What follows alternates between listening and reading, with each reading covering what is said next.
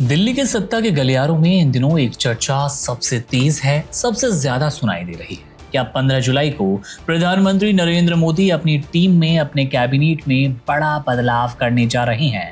हालांकि केंद्र सरकार की ओर से अभी तक इस पर कोई आधिकारिक पुष्टि नहीं की गई, किसी तरह के मंत्रिमंडल फेरबदल की पुष्टि नहीं हुई। लेकिन राजनीतिक हलकों और मीडिया रिपोर्ट्स में इन अटकलों का बाजार पूरी तरह गरमाया नजर आ रहा है।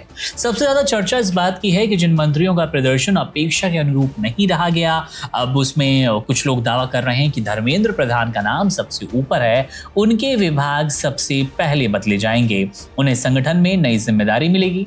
वहीं जिन मंत्रियों ने अपने मंत्री कार्यकाल में मंत्रालयों में बेहतर प्रदर्शन किया है, उनका कद बढ़ाया जाएगा और उन्हें अतिरिक्त जिम्मेदारी सौंप दी जानी है। राजनीतिक विश्लेषकों का यह भी मानना है कि आगामी विधानसभा चुनावों को देखते हुए कई बड़े फैसले लिए जाने हैं। उसमें नजर होगी उत्तर प्रदेश को लेकर, उसमें नजर है पंजाब को लेकर। ये बड़े राज्य हैं जिस पर बीजेपी की, केंद्र सरकार की, एनडीए की पैनी नजर है और देखना दिलचस्प होगा कि अब इन राज्यों के चुनावों को देखते हुए किन नेताओं को बड़ा पद मिलेगा, किन नेताओं को मंत्रिमंडल में जगह मिलने वाली है। मंत्रिमंडल में अधिक प्रतिनिधित्व जाहिर तौर पर इन राज्यों के नेताओं को देने की कोशिश की जाएगी। इससे भाजपा और एनडीए चुनावी राज्यों में अपना राजनीतिक संदेश मजबूत करने की भी कोशिश कर सकती है। चर्चा यह भी है कि सरकार युवाओं, महिलाओं, ओबीसी, अनुसूचित जाति और अनुसूचित जनजाति समुदाय को संतुलित प्रतिनिधित्व देने के लिए कुछ नए चेहरों को कैबिनेट में जगह देगी और इसके साथ ही कुछ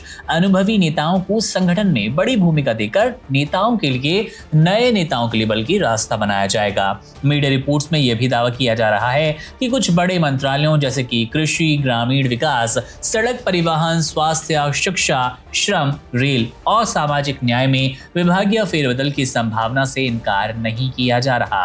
हालांकि किस मंत्रालय में बदलाव होगा, इस पर कोई आधिकारिक जानकारी उपलब्ध नहीं है। किसकी कुर्सी रहेगी, किसकी जाएगी, किसको नया पद मिलेगा, किसको बड़ा पद मिलेगा, इसको लेकर भी अभी आधिकारिक ऐलान होना बाकी है। लेकिन अटकलों का बाजार गर्म है और बड़े फेरबदल की चर्चाएं हैं। सहयोगी दलों को लेकर भी चर्चाएं तेज है। माना यह भी जा रहा है कि एनडीए के कुछ सहयोगी लंबे समय से केंद्र सरकार में अधिक प्रतिनिधित्व की मांग कर रहे हैं। यदि मंत्रिमंडल विस्तार हुआ तो जेडीयू, टीडीपी और अन्य सहयोगी दलों के कुछ नेताओं को भी नई जिम्मेदारियां मिलेंगी। हालांकि ये पूरी तरह से राजनीतिक अटकलों पर आधारित है। सबसे बड़ा सवाल ये कि क्या केंद्रीय मंत्रियों की छुट्टी होगी। फिलहाल किसी भी केंद्रीय मंत्री का नाम आधिकारिक रूप से नहीं लिया गया। मीडिया और राजनीतिक चर्चाओं में कई नामों को लेकर कयास लगाए जा रहे हैं, लेकिन सरकार की ओर से किसी भी मंत्री को पद से हटाने, विभाग बदलने के कोई संकेत नहीं है। जैसा कि हमने आपको बताया, शिक्षा मंत्री धर्मेंद्र प्रधान को लेकर सबसे ज्यादा चर्चा की जा रही है कि इनका विभाग शायद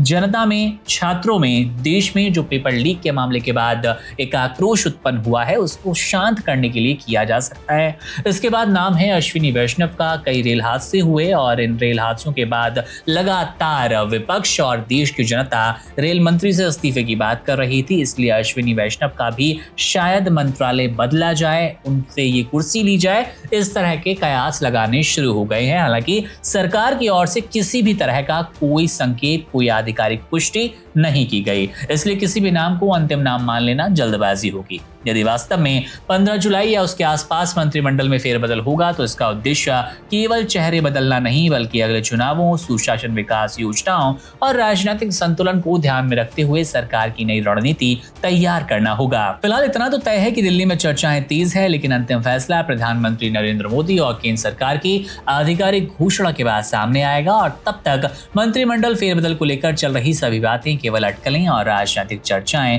मानी जानी चाहिए। मामले पर नजर है। मंत्रिमंडल फेरबदल को लेकर जैसे ही कोई आधिकारिक पुष्टि आती है, कोई अपडेट मिलती है, आपसे साझा करेंगे। मेरा नाम है मुकुंद, आप बने रहिए वन इंडिया के साथ। शुक्रिया।